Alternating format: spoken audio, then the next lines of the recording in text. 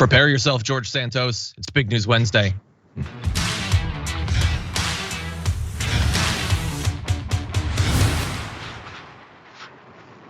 Welcome everyone to the show. I'm Iadarola, and it being Big News Wednesday and all, Jayar Jackson joins us. How's it going, Jayar?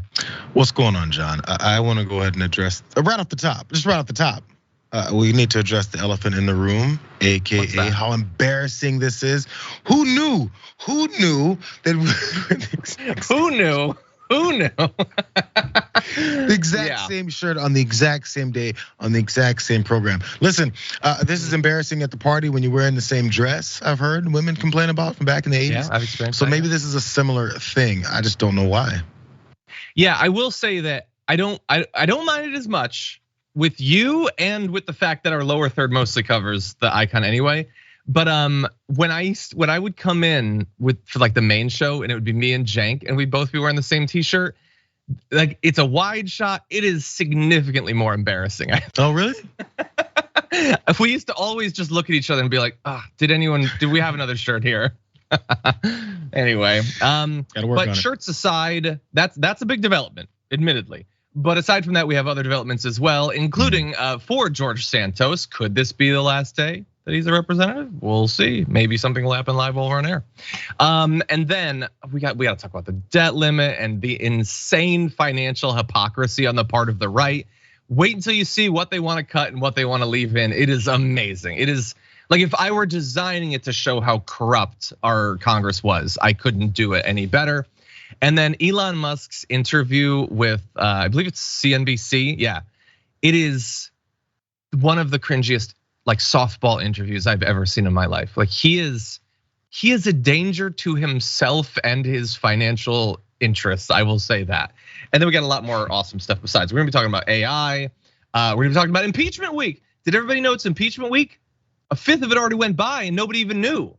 But anyway, Marjorie Greene is gonna try to remind us, and then there's more beers that you shouldn't buy or whatever, assuming that you're the weakest man in America.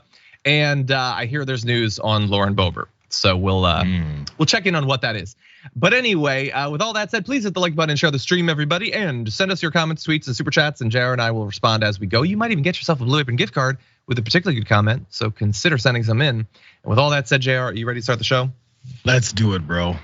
Let's do it. Let's start with this. Republicans need to do the right thing, and we need to expel George Santos. What he has done is very, very serious. We are here to support truth, support accountability, support justice. And Kevin McCarthy, unfortunately, has empowered the extreme fringe in his party, like George Santos, to take critical votes, to get classified briefings, and he has absolutely no business in Congress. Yes, today is gonna be a big day for George Santos, or at least it might be. The Republicans are trying to ward off this privileged resolution that you can see there, Representative Robert Garcia talking about, to potentially expel George Santos from Congress. Could happen today, maybe tomorrow. But anyway, it's supposed to happen within the next 2 days. And it could force vulnerable Republicans into the difficult position of whether to protect whoever that is next to me. You can see him. I've heard George Santos, I've heard DeVolder, I've heard Revanche. There's a lot of different labels that you can put on him. But anyway, this would require a 2/3 majority to pass. There are 50 Democratic co-sponsors, according to Representative Robert Garcia. Nearly a dozen House Republicans have called for Santos to step down, but only one, Representative Tony Gonzalez, has gone as far as to say that he should be expelled. As of right now, Kevin McCarthy, the rest of Republican leadership are standing by him. And it just seems so needless. I feel like this has provided, the charges, I mean, the 13 charges of fraud and basically everything else against George Santos, which represents, of course, a very tiny percentage of all the crimes he apparently has enthusiastically committed over the years. This provides an opportunity for the House Republicans to be like, yeah, put it forward, we all vote for it, he's gone, we move on. In 48 hours, they could never have to hear about George Santos again. But instead, because all they're worried about is slippery slopes. Well, slippery slopes and people of color. Those are the two things they're worried about. If they could, like, they're so worried that if they like give in, then it's gonna look bad.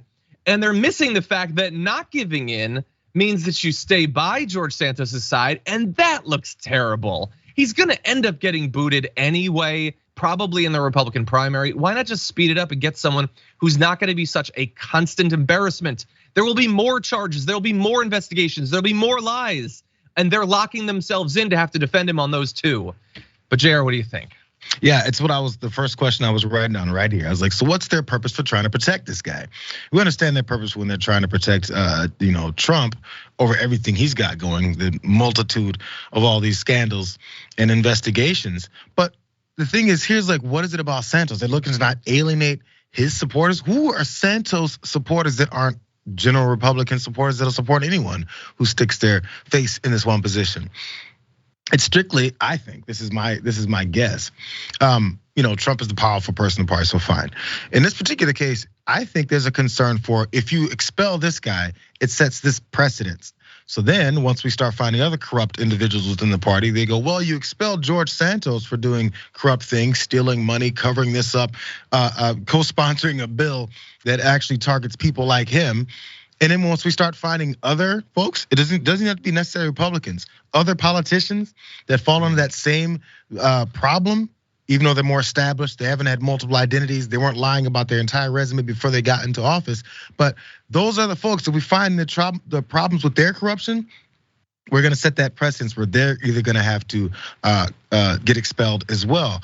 Asking someone to step down is simple. You just be like, well, step down, please. And if they don't, we go, oh, well, I guess he didn't want to. If you expel them, that means other folks' actions then have to start acting on the next person who they discover that's corrupt. Yeah.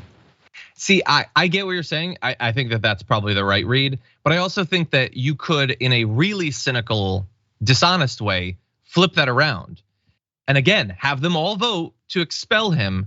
And then come out and have Kevin McCarthy say, a lot of people might think we should be scared of setting a precedent or whatever. I'm not scared of setting a precedent. I want to set a precedent.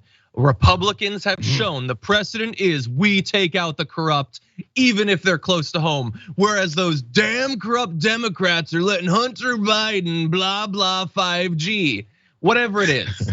It would be totally dishonest and they wouldn't actually care about it. But you could put that like to your benefit, I think. And it would be so easy because he sucks. He sucks. He's gonna hurt them more in the future. He's not gonna be a congressperson in 2 years anyway. This isn't protecting the majority whip or something.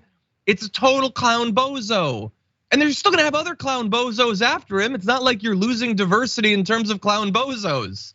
That is their concern, though. I wonder if that's part of the concern. We'd have enough another puppet to sit in this spot.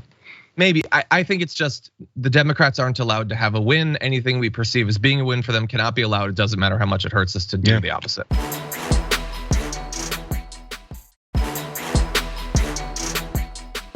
Yeah. Anyway, that's not all that's going on when it comes to the House. Why don't we move on to Kevin McCarthy and his new position on the debt ceiling race? What work requirements actually do, help people get a job. Every data point shows that, and it helps people move forward. So the public wants it, both parties want it. The idea that they want to put us into a default because they will not work with on that is ludicrous to me. And you're talking about SNAP, what program are you talking about specifically? Look, we're talking about all the programs because it helps people get into a job. And what does it mean when somebody gets in a job? They get better pay, they're able to buy their houses, but it also helps our supply chain going forward. Okay, so Kevin McCarthy is flailing there a bit at the end where he's like, they get money and then with money you can buy like a house or something. Yeah, we get the concept of money, buddy. That's not the issue here. There's two significant issues that are raised in that clip, of course. I want to start though with the all programs.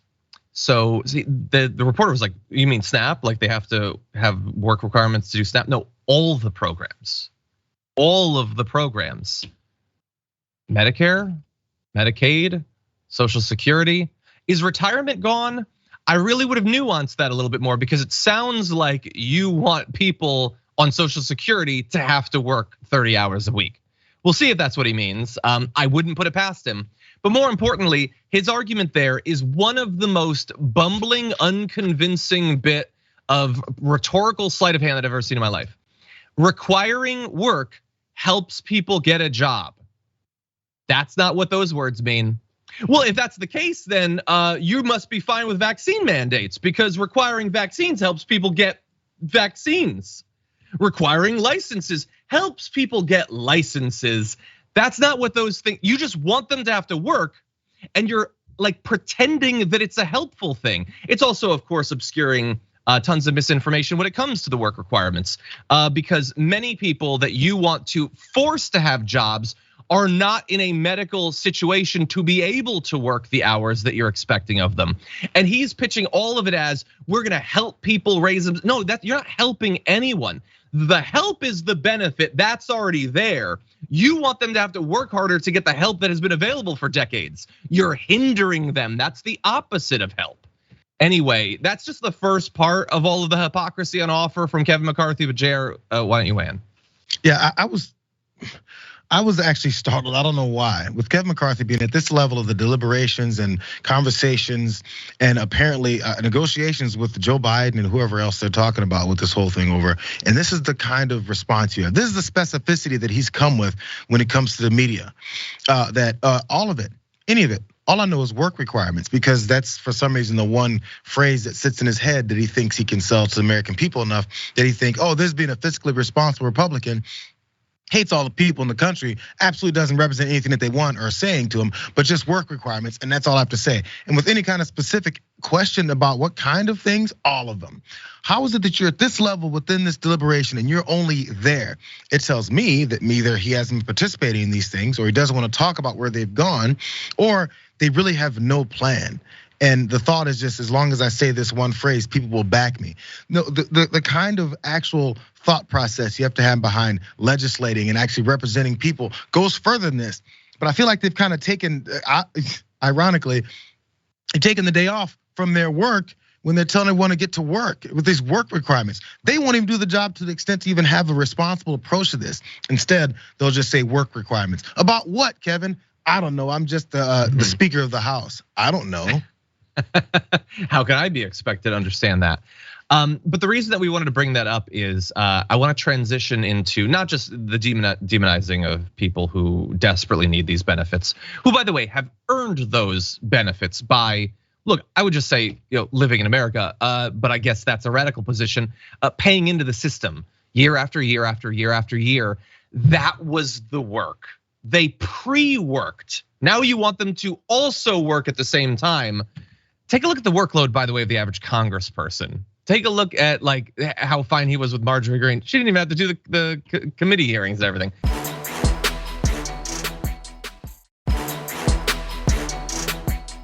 At the same time that the Republicans are bargaining with Biden about raising the debt ceiling and putting on the chopping block, basically insert a social program, insert something the government does. It's all gonna be cut. There are some things they want to maintain, and weirdly, considering how much of a focus they've put on wanting to take down the deficit and worried about the national debt, although they didn't worry about it under Donald Trump or George W. Bush or Reagan or any of them, they do want to continue the Trump tax cuts for the rich, which would individually, just continuing that for the next chunk of years, would add $3.5 trillion. Now that's future debt. They've already added trillions of dollars from the first set of years off of the Trump tax cuts. So the fact that the deficit needs to be brought down, inevitably, as it always is, by a Democratic president who comes in after a Republican and then desperately has to, take down the deficit again. All that it contributed to the national debt.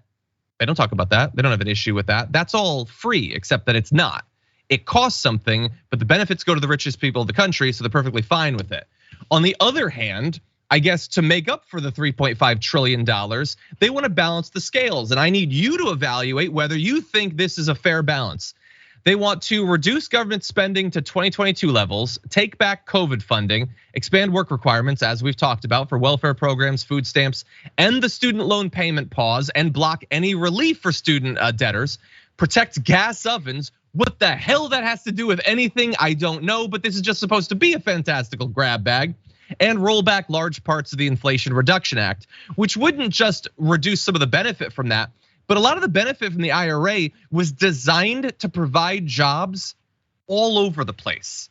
Not just in the coasts or in blue cities. There are tons of red districts that if they do this, if they successfully cut the IRA, are gonna lose a bunch of jobs, and that's why he's having trouble winning over a number of Republicans on this. And so look, there's a lot here, but it is an amazing, Jayar, that in one fell swoop, they'll blow a multi-trillion-dollar hole in the deficit and the debt. And then to balance it, not even to balance it out, it's not gonna save nearly as much. They wanna cut effectively everything. This is the plan, right? This is what it's always been. These are the same things over and over and over again. And anybody who follows politics through more than one cycle, being in presidential and then midterms where, Congress folks and senators are trying to reposition themselves, you'll always find these promises or things that they say they're gonna do, or then the fights over stuff like inflation and then the debt and deficit and constant. It goes in the same cycles over and over and over again. And again, just even from the first time with these Trump tax cuts, no, they don't acknowledge the damage that it did to the economy. It doesn't damage, they don't talk about the damage it does to regular folks. Because for some reason they feel, and maybe they're right, they've conditioned enough regular folks into feeling like, yeah, we deserve to be in this position where we just suck. We can't afford anything. We have no recourse with our government that we pay into. And everybody's supposed at the top is supposed to keep getting our money. It's supposed to keep happening that way. We're supposed to give them our money. And I'm not sure why they keep thinking that folks are gonna keep buying this.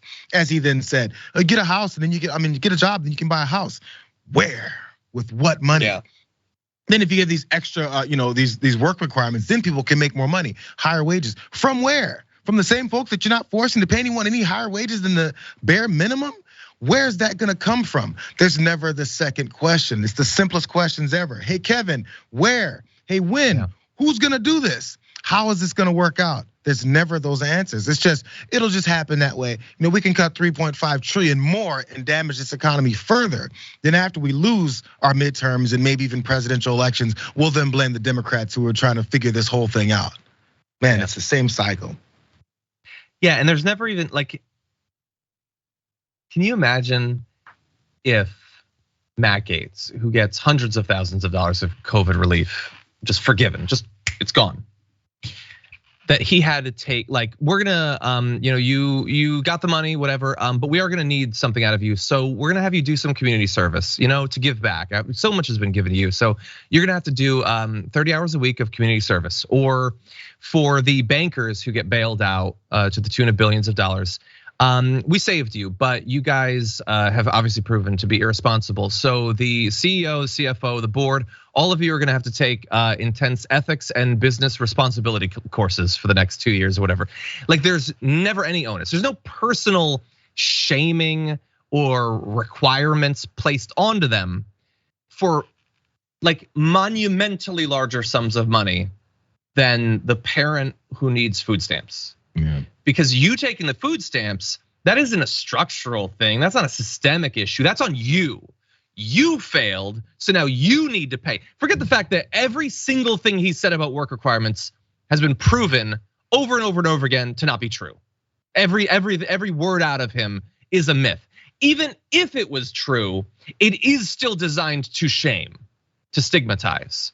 But we would never shame and stigmatize the CEO because they're better than us. They're smarter than us. They're more moral than us. We're peasants and we should be looking up to them. We should be worshiping them. They're probably geniuses. Even though they get way more money, way more focus, way more immediate accountability from the government. Isn't it weird how that always works out? We always talk about how regular folks are lazy. I'm sorry, you have more to go. We have to go to the break. No. You get the final point. We talk about the laziness of regular folks all the time. Not we, but politicians. Laziness of regular folks. Go get a job. How dare you guys actually want some kind of assistance for the system that you paid into? Apparently, you're a citizen of the greatest country in the history of the world. We keep telling everyone that, but there's no benefit to that. What the F is the point of being a citizen of this great country if you're treated like a non-citizen? If you're treated like someone who they absolutely hate. Every turn you're getting talked about how much a piece of garbage that you are, even though you keep fulfilling this role in this government that you get nothing back from. They've somehow told everyone that that's the approach. A perfect example, what about these CEOs and everyone what kind of work are they doing? Are we monitoring the work they do on a daily basis? Hey, there's a guy who points out everything he does every day. He's a CEO, he owns Twitter. His name is Elon Musk. This guy is a perfect example of how little people like him, not saying every CEO, people like him do, which is little to nothing. And then as we're gonna find out later, likes to just tweet. And that's the purpose of his life.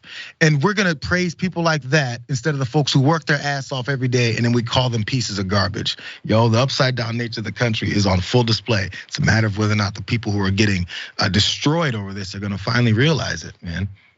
Jayar, he just was interviewed and said, there's like a day or two a year where I don't do a significant amount of work. Who the hell thinks that? Who the hell thinks that? Oh, he's got opportunities for work. He's the CEO of like 7 companies. Yeah. Ask him to name them. Off the top of his head, name the different obligations that you have that you should be doing on a day. He couldn't even remember it.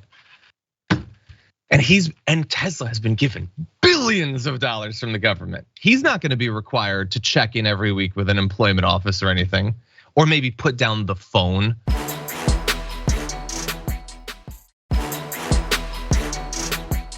What about those people? Anyway, I have 2 sports related things to raise to Jayar during the social break. So we'll get to that eventually, but I think it's time for more news, everyone. Let's jump right into this. Do your tweets hurt the company? Are there Tesla owners who say, I don't agree with his political position and I know it because he shares so much of it? Or are there advertisers on Twitter that Linda Yaccarino will come and say, you gotta stop, man. Or, I can't get these ads because of some of the things you tweet.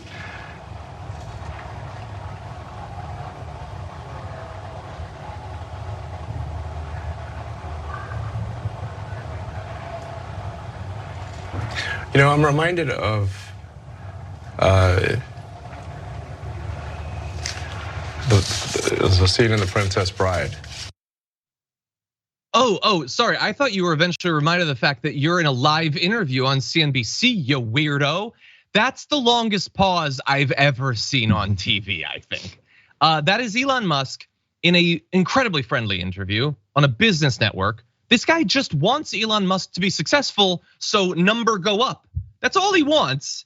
He just said, do your tweets potentially hurt the business? The answer should be no.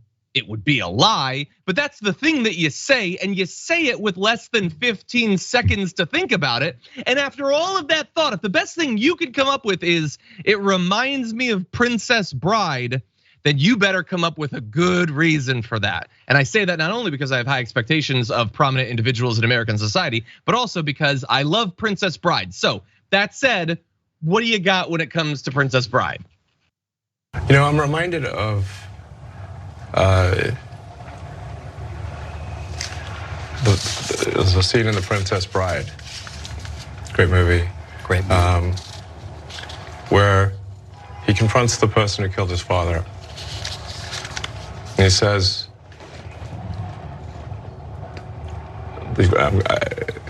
offer me money.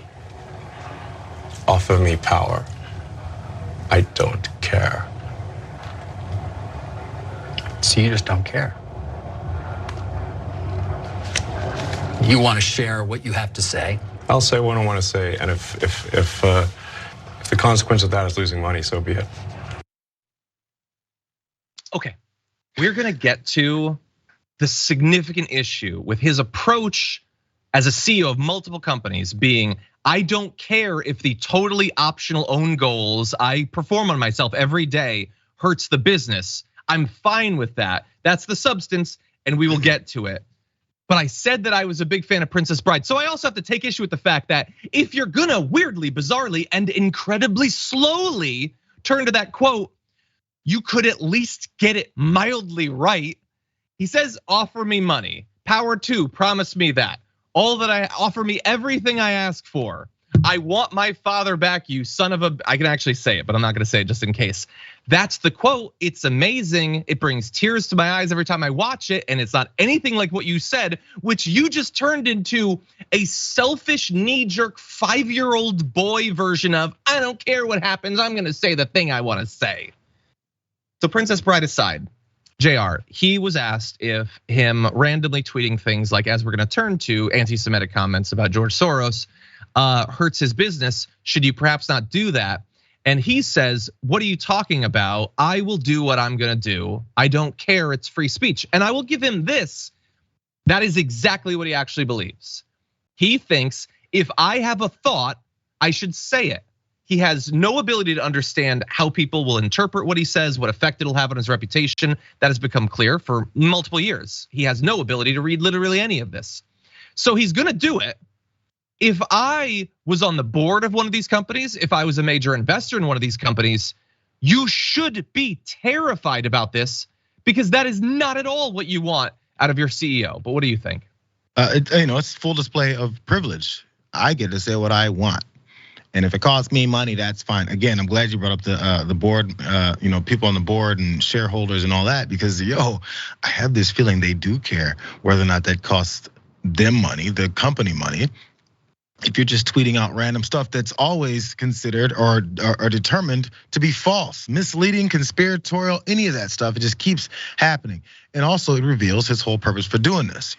I bought Twitter so that I could say what I want to say, and that my friends can say what they want to say, and that nobody is stopping us from lying. That's what it is. That's all this is. And it took him 12 seconds of a pause to realize that. I was wondering, John, I said, maybe he's trying to think of the line. Maybe he hadn't seen the film in a while. I've seen the movie once in my life. I was 12 years old. I don't remember you should the watch line. it again. It's great. Yeah, it may flash on TV every once in a while, and if I catch it in the middle, I don't know if it's on that funny scene where I think wasn't Andre the Giant in it. He was. And then the little dude with the lisp. Like, yes. If any of those guys are having their scenes, I'm watching that scene. Then I turn. But maybe he's just trying to remember the line. So Elon. Picture it this way: if this guy isn't a multi-billionaire and he's just some idiot off the streets, or he's just some guy running for office. There's anytime there's people running for office and they're low level, no big name figures, and then they say random stuff on TV and we laugh at them. Picture that same interview with someone who isn't a billionaire and who isn't telling everyone that they're important, and we would laugh him right off of the television. We go, who is this clown? Why is this crazy person on CNBC? Why are they talking to him like what he's saying means anything? This is how controlled we are by money. He can be the biggest clown in the world, have the most senseless answer that means nothing, and just says, I'm me, I can do it. And we'll go, what a great, amazing human being. Wow, he's a genius. That's what we base on. Glorious genius. It's ridiculous. That's how we got Donald Trump. Yeah, like look, I'm not investing in Tesla, not directly anyway. Should probably look at mutual funds and stuff. Anyway, yeah, if you like, I don't know how you maintain any faith in him. He is already showing you that when there is a direct, like, you can do something that benefits the company, or you can just say the stupid, nonsensical thing that's in your head. He's gonna choose that one. And I'm not talking about like, that's how I read things. He was asked to make that choice, and he said, I'm gonna go with this one. And his actual business choices are abysmal. He can't run a company. I understand that Tesla is doing well. I understand that people want to put all of that on Elon Musk, even though he didn't even start the company and he didn't design the cars. They did come up with a really good idea, which was to actually make an electric car, which for some reason, up until very recently, the other major car manufacturers didn't want to do. So that benefited them, perhaps more than Elon Musk's involvement. Now, granted, without Musk, you probably wouldn't have had someone throw a brick through a window live on stage, but so I'll give him that. I'll give him that. But anyway, this is a disaster, and the boards, the investors, how are they not reining this in, taking back more control? If Tesla is gonna succeed, it is gonna succeed despite him, and it'll be more likely to succeed without him. Now that said, let's jump into this last video. Properly, but I mean, you know what you wrote, but you basically. It reminds me of Magneto. This is like, calm down, people. This is not like made a federal case out of it. You also, you said he wants to erode the very fabric of civilization, and Soros hates humanity. Like, when you do something like that, do you? Yeah, I think that's true. That's my opinion. Okay, but why share it? Why share it? Especially, why share it when people who buy Teslas may not agree with you, advertisers on Twitter may not agree with you. Why not just say, hey, I think this. You can tell me, we can talk about it over there, you can tell your friends, but why share it widely? I mean, this is freedom of speech. I'm allowed to say what I want. You absolutely are, but I'm trying to understand why you do, because you have to know it puts you in the middle of the partisan divide in the country. It makes you a lightning rod for criticism. I mean, do you like that?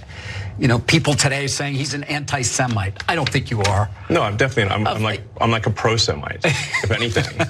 I believe that probably is the case. Yes. But why would you even introduce the idea then? that would be the case. I mean, listen, we don't want to make this a George Soros interview. No, God, no. I don't want to at all. Again, reminders throughout that video that this was an incredibly friendly interview. That guy was like desperately trying to help handhold Elon Musk through this thing. But take a look at how much hypocrisy there is in that, and also revelations of who Elon Musk is as a person. Why would you say that? Well, it's freedom of speech. Yes, we get that, you dullard. Why did you say it? We're not saying, can you legally say it? Nobody thinks the government's going to take down by force your tweet. Why did you make the choice to say it? And do you understand that when you say something, people hear it and then think differently of you, perhaps respond as a result of it? He doesn't seem to understand fundamentally what communication is. He thinks, no, you just say whatever you want. Well, to be fair, he doesn't entirely believe that, because he also was getting incredibly uncomfortable about the fact that the interviewer dared to ask about the tweet at all. Because then he said initially, let's not make a federal case out of it. And then at the end, he said, let's not make this a George Soros interview. Well, hold on, buddy. I thought you were a free speech absolutist. You sat down in front of the guy. He can say whatever the hell he wants to you. If he wants to ask 30 follow-ups about George Soros, he can do that. I thought that was your whole thing. But anyway, and he's being protected by the guy. Yeah, I believe that you're a pro-Semite. I believe that it was just a joke or whatever, even though he already said it's not just a joke, he means it. He thinks that the most prominent Jewish billionaire that's been identified by the right as a boogeyman hates humanity and wants to destroy it. And I shouldn't need to remind people of why that is an issue, but I just want to read, there was a great op-ed on The Atlantic about why this trope of he's a supervillain is so corrosive. Here's a section of it. Criticizing George Soros is not inherently anti-Semitic. He's one of the world's richest men and most influential philanthropists, as well as the Democratic Party's largest single donor, and his views undoubtedly warrant scrutiny and debate. But Musk was not taking issue with a particular statement or position put forward by Soros. He was presenting him as an avatar of evil. He painted Soros as a literal comic book villain. This is the language of anti-Semitism through the ages, which perpetually casts powerful Jewish actors as the embodiment of social and political ill. Rather than treat Jews like humans who are fallible and often mistaken, this mindset refashions them into sinister superhumans who intentionally impose their malign designs on the masses, and conveniently distracts from other potential influences on politics. As Thor Benson rightly points out, the first guy is saying the second guy is too powerful. Elon Musk, worth $177 billion, thinks that George Soros, worth $6.7 billion, controls the entire world. And Elon Musk says this after literally unilaterally purchasing a social media outlet to reshape political communication to fit in with his political values. Has George Soros done that? Did George Soros buy Facebook? Did George Soros buy TikTok? No, it looks like there is one billionaire who's going around buying things to radically affect politics, but it isn't George Soros in this case. I'm curious what they think George Soros has done. Next time someone asks you guys, hey, yo, but George Soros, like, what did he do? When did he do it? How did he do it? How much did he put towards it? How did that thing that George Soros did affect what you're so pissed off about right now? There's no answer for it. As you point out, he's a boogeyman. He's an avatar. He's there as this placeholder for this whole outrage and to say that's what's happening. If there's a DA that's prosecuting Donald Trump, it's George Soros. If there's a police officer that somehow decided to start turning on and talking about the things that have happened, it's George Soros. He must have funded him. Doesn't matter. Hey, you know, I heard John? We're funded by George Soros. He comes in every day and he goes, hey, what's up, Jayar? And I'm like, hey, what's up, George? How you feeling, bro? We just hang out. George Soros is everywhere. George Soros is just like Joe Biden. He's feeble, he's old, and he can't think. And then he's also a mastermind, he's everywhere, and he funds everything. I don't know how those two things are possible, but they're definitely possible in the cartoon world. Lastly, one more thing here. So his opinion is that he's destroying humanity and he's looking to destroy all of human being and everyone around. How is it being a multi-billionaire? How does it help you to sustain your wealth? If you're looking to destroy the very people in this capitalistic country that help fuel your wealth, fuel your billions, because that's where they get it from, everyone else. How is it that destroying these folks is gonna help you sustain your money? Because we already know anyone who's obtained billions of dollars somehow has definitely done it off the backs of people in some form or fashion. It's impossible not to. So why would you destroy those people? It doesn't make any sense. And if you actually have an opinion, you go, that's my opinion. What's your opinion based on? Why is that your opinion? What is it that's happened to allow you to believe that? It's okay if that's your opinion, but usually when people have opinions, it's because they thought something beforehand and went, you know what? Because of this thing, I think that. What is it that happened, bro? But the other guy's too busy kissing his ass to ask him any of those questions. Yeah, he got him to look bad, but not really intentionally. I don't know the interview's politics, but these were again, they were own goals because Elon Musk is not a genius. He's simply not a genius. And I will end with an offer that I will make to Elon Musk because Elon Musk would have you believe coming out of that interview that he is against this sort of corrosive money in politics. He's not. He's not. He's against George Soros's money in politics. He's not against money in politics. He's not against billionaire money in politics. I'll make this offer to Elon Musk and to every right winger in the country. You think you want George Soros's money out of politics? No, I want George Soros's money out of politics and all of the other rich a-holes' money too. Whether it's an individual or a corporation or a PAC or I don't give a damn. I want all of it out of there, and then you never have to worry about this stuff ever again. Would you like to take that deal? We could shake on it. I have a feeling you're probably not gonna shake. Anyway, we're gonna be back in just a sec.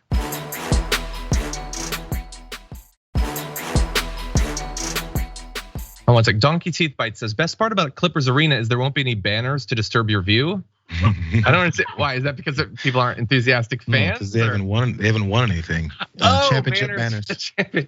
Wait, they've never won? The Clippers? Oh, now I kind of want to get in on the ground floor then. Yeah. But anyway, that is funny, I guess, now that I know the context. I thought it was a joke about it not being a WWE event or something where you want to have people with like their signs. By the way, everyone, the members hangout will be tomorrow. Today's Wednesday. It'll be tomorrow. Tier 3 members on YouTube. We're gonna be hanging out, chatting a little bit. So feel free to become or upgrade your Tier 3 membership. If you're already a Tier 3 member, just set out the time. It happens half an hour after the show ends on Thursday. Okay, with that said, why don't we move ahead? We're gonna jump into our next topic. AI had its big day on Capitol Hill with Sam Altman, the CEO of tech company OpenAI, appearing before Congress just yesterday to both respond to concerns by the elected officials, but also to raise some of his own concerns. Even the beginning of our clip is gonna be a little bit concerning. Here you have Senator Blumenthal playing a statement that was, as so many statements are these days, generated by ChatGPT. Too often, we have seen what happens when technology outpaces regulation. The unbridled exploitation of personal data, the proliferation of disinformation, and the deepening of societal inequalities. We have seen how algorithmic biases can perpetuate discrimination and prejudice, and how the lack of transparency can undermine public trust. This is not the future we want. If you were listening from home, you might have thought that voice was mine and the words from me. But in fact, that voice was not mine. The words were not mine. And the audio was an AI voice cloning software trained on my floor speeches. The remarks were written by ChatGPT. When it was asked how I would open this hearing. Yeah, look, honestly, as the senator points out, it is hard to tell the difference between the two, except that once it went back to actually him, he spoke more slowly and made more mistakes than the AI. So technically the AI wins this round, ding, ding. That was concerning. Not necessarily just that the words were generated by him, but that voice training thing, Jayar, that was haunting. Like that was his voice. I wouldn't have been able to tell the difference. It's crazy. I wish I'd actually closed my eyes. Usually when people are doing like impressions, you're like, oh man, that guy sounds solely just like Jamie Foxx. And you have to like look away to see if you really feel it. It seems that way. There was a couple of pauses I feel like maybe could have given it away. But again, only if you're looking for it will you then notice it. I was just talking about this, I think yesterday, about how we kind of don't know where this is, how badly this can go. And yes, we've been talking about the dangers of AI for a minute now. So it's not like a new conversation, but then again, it's a conversation that then people aren't taking, I think, to a degree to realize just how misleading and bad this can be and the things it could cause. We got politicians who are openly, and pundits, even worse, openly and readily able to lie, promote lies to a huge audience, and those audiences believe it no matter what. We got things where it's directly showing what people have done that are on the wrong side of history or the wrong side of a debate and an argument, and they go, yeah, that's our guy, that horrible guy. So imagine if it's a lie about someone's opponent, which obviously is the case. It's not like we can think that political figures are the type that wouldn't want to push lies and then accept them as reality. Check out QAnon, check out Marjorie Greene, Matt Gaetz, Lauren Boebert, Donald F. and Trump. It's the way that they are. So why would they pull back on this level? If nothing else, they're like, please bring it on. We need more misinformation. We need more confusion because that facilitates our confusion towards our constituents, our minions, if you would. Yeah, it's amazing. And that's what's coming, bro. You're 100% right. It is like, we're gonna be fooled even. Like we're gonna do due diligence, but inevitably, in some case, we're gonna get it wrong because it's too good and it's gonna be too common. But by the way, when I say too good, I just mean good enough for the right. Because you gotta remember, it doesn't have to perfectly match the voice of AOC or Ilhan Omar or whatever. And what they say doesn't have to be at all plausible. The right wants it to be true, or they want to pretend that it's true, so they will spread it. The right didn't spread fake news back in the 2016 election because it was plausible. They spread it because it was awesome for them. That's why they did it. And this is gonna be a little bit easier to fool, your grandmother or whatever. And so it is gonna be everywhere. And I'm very worried about it. Not the only one. Here is Sam Altman. Actually, we talked about him earlier, talking about the need for regulation. OpenAI was founded on the belief that artificial intelligence has the potential to improve nearly every aspect of our lives, but also that it creates serious risks we have to work together to manage. We think that regulatory intervention by governments will be critical to mitigate the risks of increasingly powerful models. For example, the US government might consider a combination of licensing and testing requirements for development and release of AI models above a threshold of capabilities. I think if this technology goes wrong, it can go quite wrong. And we want to be vocal about that. We want to work with the government to prevent that from happening. It's one of my areas of greatest concern, the more general ability of these models to manipulate, to persuade, to provide sort of one-on-one, interactive disinformation. I think people are able to adapt quite quickly. When Photoshop came onto the scene a long time ago, for a while, people were really quite fooled by Photoshopped images, and then pretty quickly developed an understanding that images might be Photoshopped. This will be like that, but on steroids. There will be an impact on jobs. We try to be very clear about that. Okay, so look, I think that a lot of the concerns that he's bringing up make a lot of sense. Here's the thing, the CEO of a company calling for regulation of his own company, the own industry his company is a part of, is a great way to get headlines. It is not necessarily a great path in terms of doing the exact thing he's asking for. And I say that because I don't know exactly what sort of regulations are needed. I don't think anybody has a 100% read of exactly what needs to be done, and it needs to evolve over time. But a lot of people have already pointed out that the sort of path forward that he is sketching out would obviously benefit companies that are already large, already well-funded, already have done a lot of this training and all of that. They've already locked in the gains. It's like massively restricting carbon output. Like that affects countries that haven't yet developed a lot more than those that already have and have already gotten the benefit of the prior unregulated period. So whatever regulations come, I do think have to be equitable when it comes to the gap between those who've been doing this for years and have had tens of billions of dollars of funding and those that haven't yet. But that said, before we get to Jayar for your thoughts, he was bringing up some fears. I want to jump ahead to video 4 with John Kennedy talking about his different theories of AI. Hypothesis number 1, many members of Congress do not understand artificial intelligence. Hypothesis number 2, that absence of understanding may not prevent Congress from plunging in with enthusiasm and trying to regulate this technology in a way that could hurt this technology. Hypothesis number 3 that I would like you to assume. there is likely a berserk wing of the artificial intelligence community that intentionally or unintentionally could use artificial intelligence to kill all of us and hurt us the entire time that we are dying. Assume all of those to be true. Kill us and hurt us all the time that we're dying? Look, I don't know exactly what he's saying. I would wager that I still have a better understanding of what he's saying than he does. But I get the idea that the ignorance of our elected officials could be bad when you're talking about a dangerous technology. So I guess I'll give John Kennedy that. Anyway, final thought goes to you, Jayar. I feel like he was searching for a way to I mean, it's already concerning enough, but we have to find some ramped up way to talk about this. And it's just Republican 101. I'm still trying to figure out what the F he's talking about. What, I don't know. One thing though, go ahead. I thought that final point for you. Distracted me from his thought. But if you guys run that video again, just next me if we have 5 seconds to do so.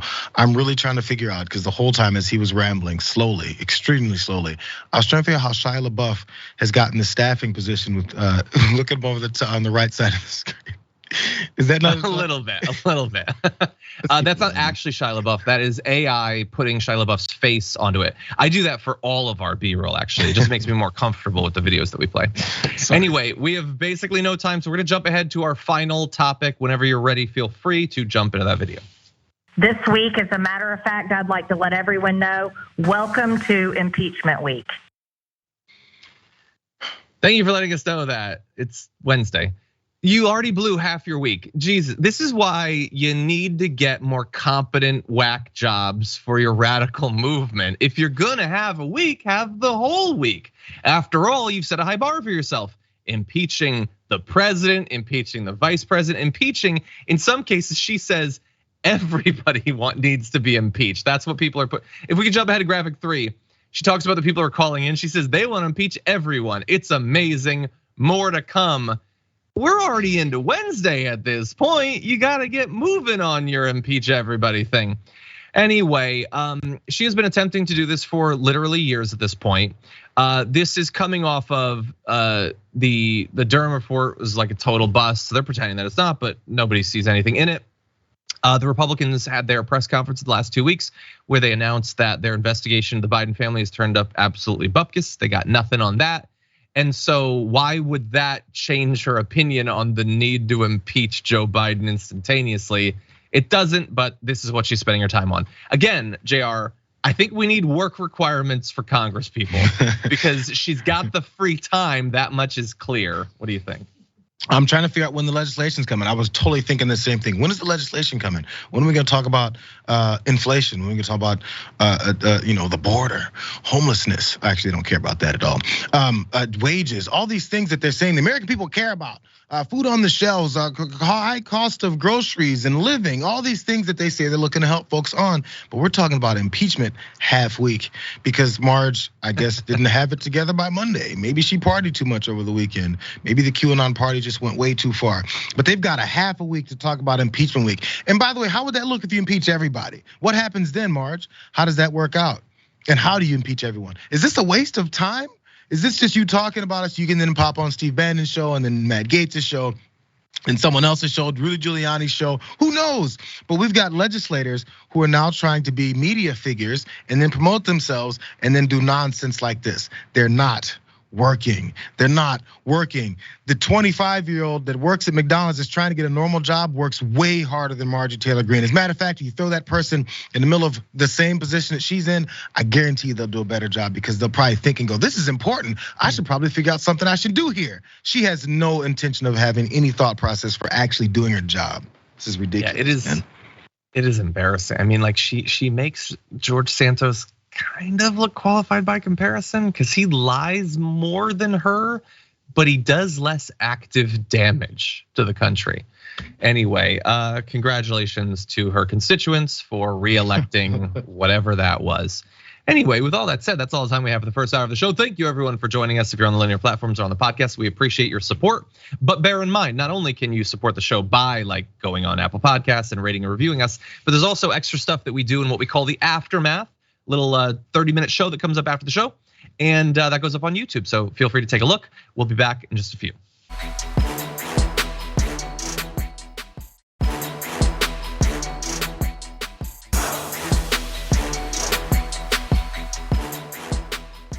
Thanks for listening to the full episode of The Damage Report. Support our work, listen ad-free, access members-only bonus content, and more by subscribing to Apple Podcasts at apple.co/TYT. I'm your host, John Iadarola. I'll see you soon.